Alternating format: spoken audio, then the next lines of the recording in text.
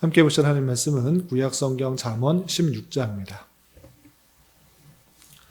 내일 말씀 읽기 본문인 잠언 16장 중에서 다 알지는 않고요. 우리 1절부터 6절까지 말씀을 함께 봉독하겠습니다. 잠언 16장 1절부터 6절까지 말씀, 구약성경 928면 전후를 보시면 되겠습니다.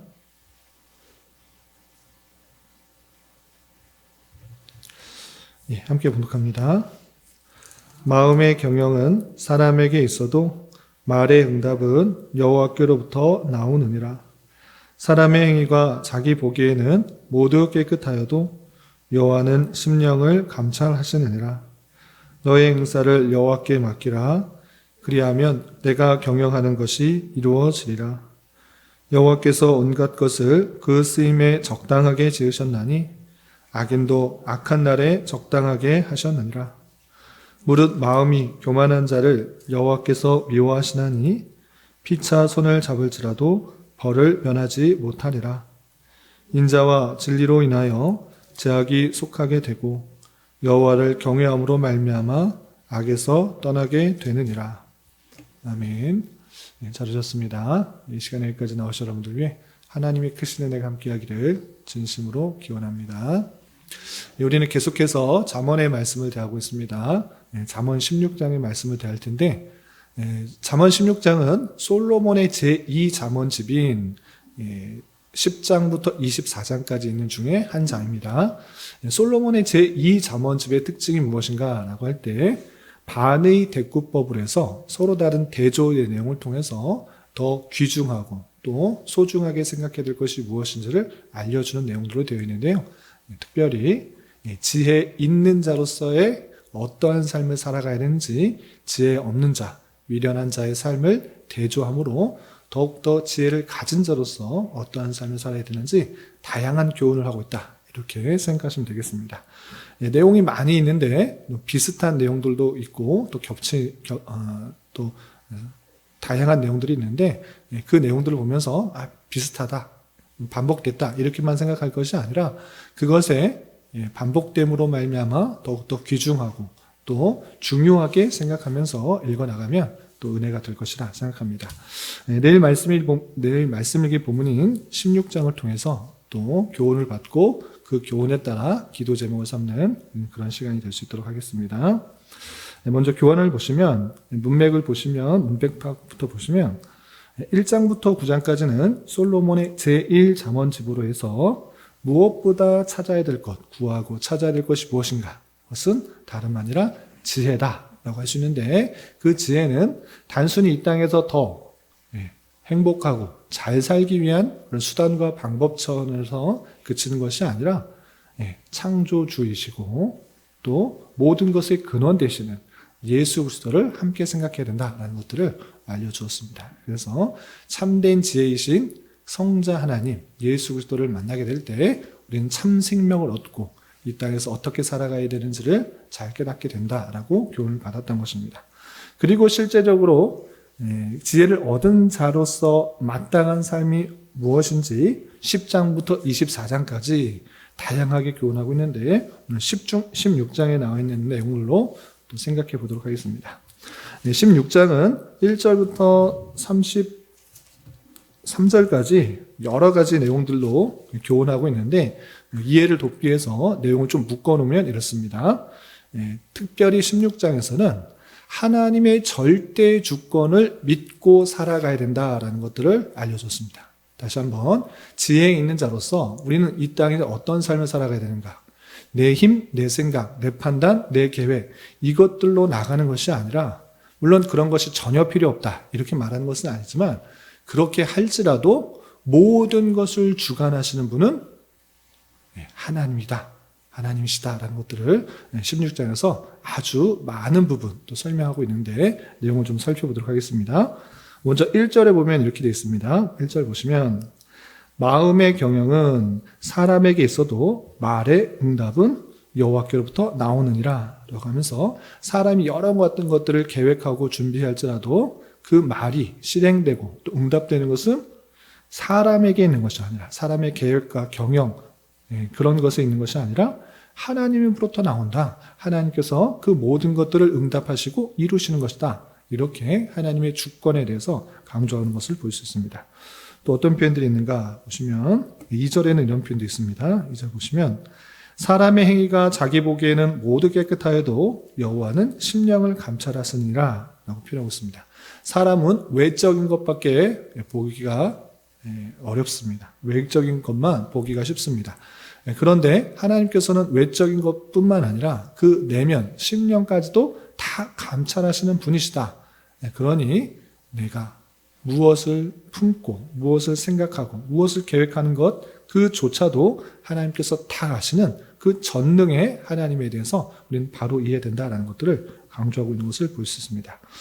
또한 이런 표현도 있습니다. 4절 보면 아주 흔히 인용되는 그런 자주 인용되는 그런 표현인데요. 4절 보시면 여호와께서 온갖 것을 그 쓰임에 적당하게 지으셨나니 악인도 악한 날에 적당하게 하셨느니라 라고 표현했습니다. 아주 중요한 표현입니다. 하나님을 믿지 않은 사람은 이렇게 말합니다. 아니 하나님이 계시다고 하면 어떻게 저렇게 악한 사람이 존재할 수 있는가? 악한 사람이 저렇게 버젓이 행동하고 오히려 더 떵떵거리면서 권세를 가지고 살아갈 수 있는가? 하나님께서 계시면 정의로우시고 공의로우시다면 하나님의 능력으로 악한 사람을 다 처단해야 되지 왜 놔두시는가? 이런 식으로 말합니다. 그러면서 하나님은 안 계시다. 아니 하나님은 죽었다. 신은 죽었다. 이런 식으로 표현을 합니다.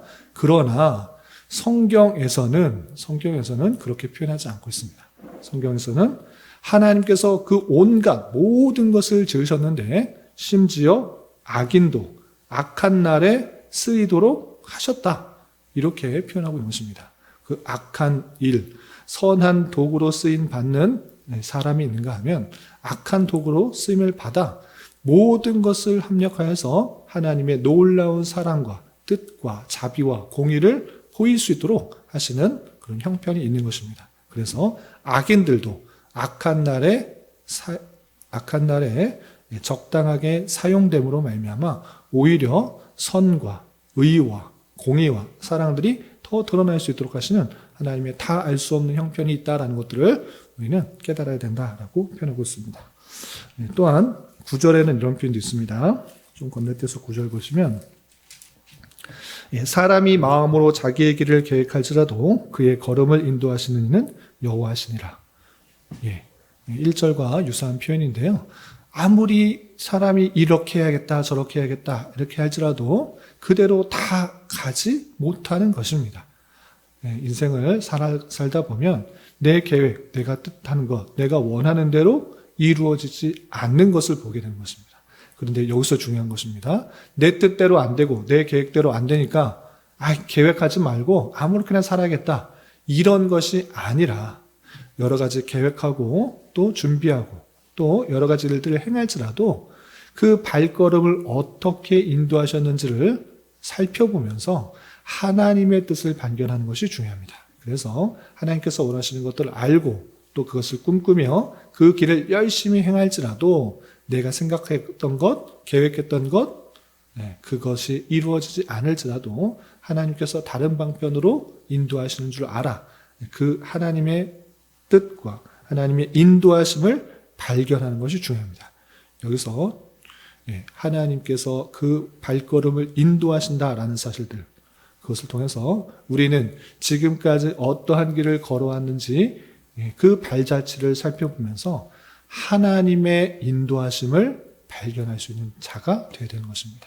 그래서 지금까지 신실하게 인도해 주시고 비록 내 생각과 내 뜻과 내 계획대로 지내지 않았을지라도 내게 가장 필요한 길로 인도해 주셨다는 것을 고백하면서 이 자리에서 이 훈련을 과정을 통해서 얻도록 하신 것이 무엇인지를 발견하며 내 자신을 더욱더 성숙하고 또 거룩하고 또 연단될 수 있도록 하는 삶이 중요하다는 것들을 깨달아야 될 것입니다.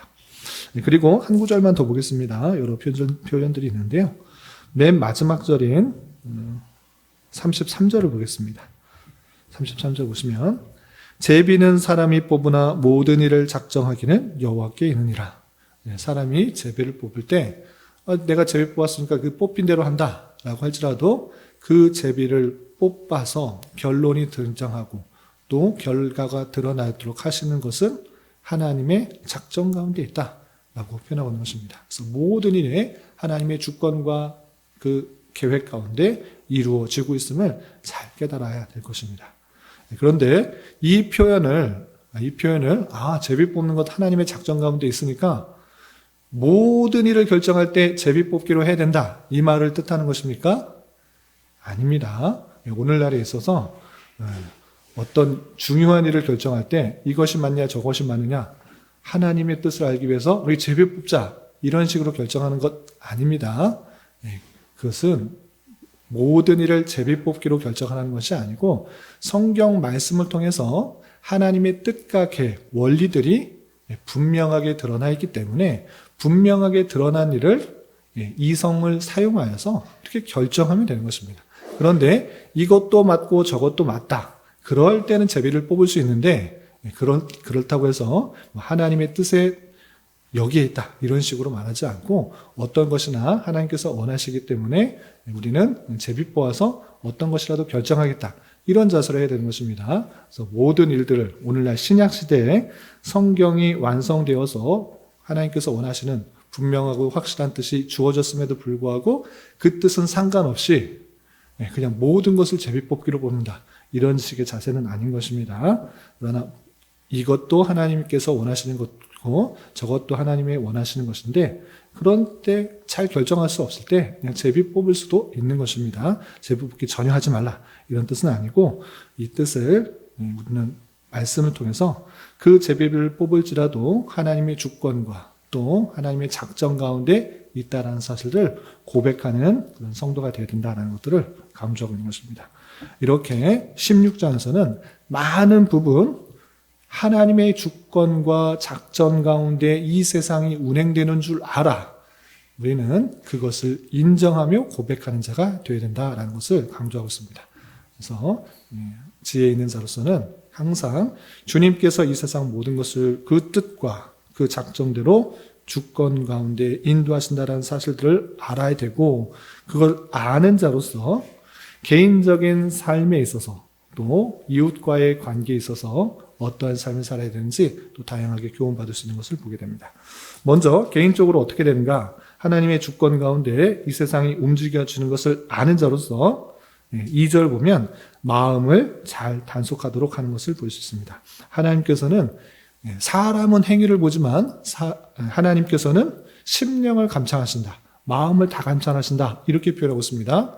따라서 사람 눈을 의식하여서 올바르게 행동하는 것 같고 잘 살아가는 것처럼 행동에 지나지 않고 그 마음 속에서도 하나님께서 진정으로 원하신 것들이 무엇인지를 잘 살펴보면서 잘 단속하며 살아가야 될 것입니다.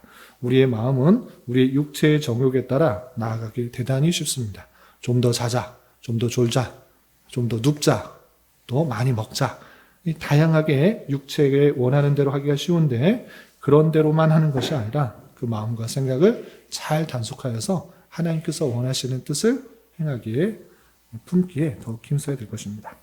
그리고 3절에 이런 표현도 있습니다. 3절 너의 행사를 여호와께 맡기라. 그리하면 내가 경영하는 것이 이루어지리라. 아주 중요한 표현입니다. 내가 꿈꾸는 것, 내가 생각하는 것, 내 힘으로 될 수 있는 것이 아니다라는 사실들을 잘 알아야 됩니다.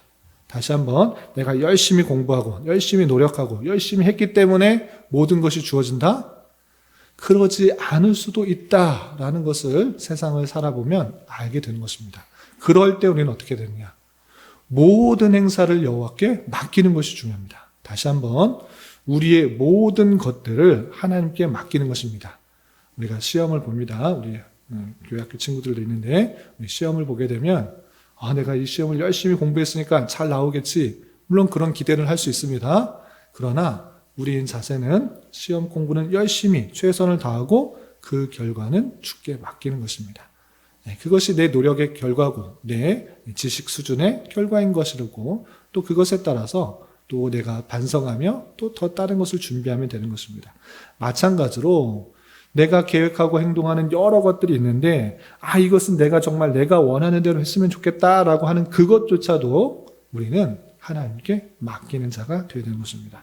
그래서 우리의 모든 행사를, 모든 것들을 주님께 맡기고 주님께서 이루어 주시는 것을 보는 자가 되어야 되는 것입니다. 그래서 내가 열심히 공부해야지만, 또 열심히 노력해야지만, 열심히 일해야지만 소득이 주어지는 것이 아니라, 그렇지 않을지라도 내가 모든 것을 주님께 맡겼을 때 주님께서 이루어주는 것을 보고 내 힘으로 이루어지는 것이 아니구나를 깨닫는 것입니다. 하나님께서 결과를 주장하시고 하나님께서 역사하여 주셔야지만 그 결과가 나타나는구나, 이것을 깨닫게 되는 것입니다. 그러므로 말미암아 우리의 모든 행사를 주님께 맡기며 주님께서 이루시는 그 놀라운 역사를 경험할 수 있는 저와 여러분 되시기를 주님의 이름으로 부탁을 드립니다. 또한 5절에는 이런 표현도 있습니다. 5절, 무릇 마음이 교만한 자를 여호와께서 미워하시니 피차 손을 잡을지라도 벌을 면하지 못하리라 라고 했습니다. 하나님께서 싫어하시는 것, 교만, 거만, 오만, 이런 것을 싫어하십니다. 자신의 생각이 맞다, 자기 생각이 항상 옳다, 내가 그 뜻을 굽히지 않겠다, 이런 자세는 아주 하나님 앞에서 올바른 자세가 아닙니다. 늘 내 자신의 연약함과 부족함, 그리고 허물들을 생각해 보면서 겸손한 마음으로 하나님의 징계와 훈계와 또 하나님의 율법들을 잘 받으려고 하는 그 자세를 가져야 되는데, 그렇지 않고 남의 말을 듣지 않고 또 하나님의 말씀에 귀 기울이지 않는 자는 하나님께서 미워하시는 줄 알아 늘 겸손한 마음으로 주님을 따르는 자가 되어야 될 것입니다. 그리고 시간 관계상 나머지는 제가 교환에 있는 내용을 그냥 읽겠습니다. 6절에 보면 여호와를 더욱더 경외하는 자가 되도록 권면하는 모습을 볼 수 있고요. 7절에서는 여호와를 더 기쁘시게 하는 삶을 살도록 하고, 또 8절에서는 공의롭게 소득을 얻어야 하며, 17절에서는 악에서 떠나는 자가 되어야 될 것이고, 또 18절, 19절에서는 겸손한 마음을 가져야 되고, 또 32절에서는 노하기를 더디하고 마음을 잘 다스리는 자가 되어야 된다, 이렇게 표현하고 있습니다.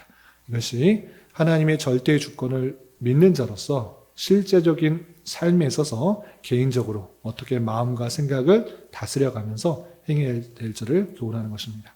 이 말씀에 따라서 내 자신을 잘 단속하여서 하나님의 뜻대로 살아갈 수 있는 저와 여러분이 되시기를 주님의 이름으로 부탁을 드립니다. 이 16장에서는 개인적으로 어떻게 마음을 잘 다스리고 또 행동해야 될 것인가를 교훈하는 내용뿐만 아니라 사회과의, 이웃과의 관계에 있어서 특별히 공적인 자리에서 어떤 일을 행할 때 어떤 기준을 해야 되는지 교훈도 여러 가지가 있는 것입니다. 예를 들어서 10절에는 이런 표현이 있습니다. 10절, 11절 보시면 11절 보겠습니다. 11절. 공평한 저울과 접시 저울은 여호와의 것이요 주머니 속의 저울추도 다 그가 지으신 것이라 라고 하면서 저울, 접시 저울, 속의 저울추 다 하나님께서 만드신 것이니까 너의 이익을 위해서 저울추를 따로 만들지 말라, 이렇게 표현하고 있습니다. 그러니까 자신의 유익을 위해서 팔 때와 살 때 저울추를 다시 다르게 해서 속여서 그렇게 자기 이익을 취하지 말라, 이렇게 표현한 것입니다. 또 10절에서는 재판을 할 때 온전하게 재판해야 될 것을 교훈하는 말씀도 살펴볼 수 있습니다. 이렇게 공적인 책임을 맡은 자로서 이웃과의 관계에 있어서 나의 유익과 나의 만족만을 위해서만 그렇게 불의를 행하는 것이 아니라 공정하게 재판을 하고 또 악을 미워하고 공의로 굳게 서며 의로운 입술로 정직하게 말하는 자로서 또 바른 지혜를 내면서 상대방에게 또 유익을 주고 또 불의한 것이 아니라 공의가 더욱더 드러날 수 있도록 하는 삶을 살도록 권면하는 것을 볼 수 있습니다. 이렇게 지혜를 얻은 자로서 하나님의 절대 주권을 아는 자로서 하나님께서 그 의인, 지혜로운 자, 하나님의 그 자녀, 하나님의 백성, 그들을 통하여서 하나님의 공의가 드러나고 하나님의 사랑이 드러나고 하나님의 긍휼이 드러나도록 하시는 것입니다. 하나님의 그 긍휼과 자비가 어떻게 드러나는가? 그냥 뚝 떨어지는 것이 아니라 하나님께서 보이셔서 나타나셔서 나는 사랑이다, 나는 긍휼이다 이런 식으로 사람마다 쫓아다니면서 말해주시는 것이 아니라 하나님의 택하신 그 백성들, 하나님이 어떠하신 분인지를 잘 깨달아 그 은혜를 입고서 마땅히 행해야 될 삶을 잘 깨달음으로 말미암아 그것을 실천하고 수행하고 공의롭게 또 옳은 말을 하고 선한 말을 하고 이웃의 유익을 도모하고 이웃의 이득을 함께 도모하는 그 모습을 통해서 하나님은 참 긍휼의 하나님이시구나, 사랑의 하나님이시구나, 자비의 하나님이시구나를 깨닫게 된다는 사실을 잊지 말아야 될 것입니다. 이런 말씀을 통해서 우리 자신을 통해서 하나님의 말씀이 잘 드러나고 하나님이 어떠하신 일이 잘 드러날 수 있는 일을 감당할 수 있는 자가 되어야 될 것입니다. 이런 저와 여러분 되시기를 주님의 이름으로 부탁을 드립니다. 기도하겠습니다. 하나님 아버지 감사합니다. 오늘 말씀을 통해 하나님의 절대 주권과 그 가운데 사는 인생으로서 어떠한 삶을 살아가야 하는지 교훈받았습니다. 이런 말씀을 대하는 자로서 내 생각과 계획과 판단이 있을지라도 그 모든 것들이 오직 주님께 달려있음을 깨달아 더욱더 주님을 의지하며 살아가는 자 되게 하여 주시고 개인으로서나 이웃과의 관계에 있어서나 공적인 책임을 맡은 자리에서 더욱더 하나님의 백성답게 올바른 것들을 추구하며 살아가는 인생 되게 인도하여 주시옵소서. 주님, 이 시간 계속해서 우리에게 주어진 여러 가지 기도 제목을 가지고 주님 앞에 나아갑니다. 믿음으로 간구하는 은혜의 시간이 되게 하여 주시옵소서. 예수님의 이름으로 기도 올리옵나이다. 아멘.